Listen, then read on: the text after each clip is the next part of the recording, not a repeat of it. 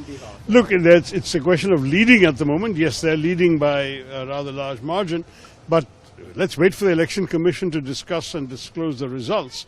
I'm sure that the party has a responsibility to study in detail the causes. But remember, we were not the senior partner in the alliance, and that RJD also has to look carefully at its own performance.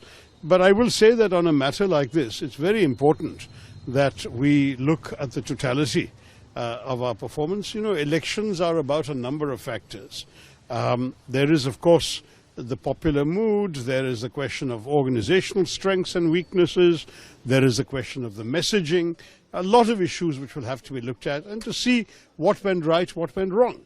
But let's wait for the final results before we make a call. The senior Congress leaders are saying that there were 6.2 million voters were cut, and also election commission went silent in some places, and the 10,000 rupees has been given by the BJP to the women voters, but still election commission. The women voters were certainly given some incentives just before the code of conduct.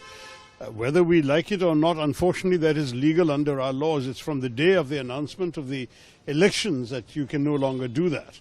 I'm afraid this is not the first time that we have seen state governments doing such things of giving benefits to certain segments of society. So this is not, unfortunately, unusual.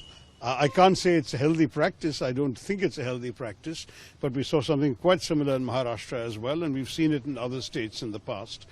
There is a tendency to give some of these rewards just before an election. And we have to look at whether such things are reasonable. At the same time, we can't stop governments from doing their job until the election is, the model code of conduct comes into force. So it's not easy to find a simple solution. But anyway, let's analyze the results in detail. I think that ultimately those who were directly involved in the campaign, I unfortunately wasn't there and I wasn't invited to campaign in Bihar, so I can't tell you much myself from personal experience. All I can say is those who were involved will certainly study it, I'm sure, in greater depth. About SIR,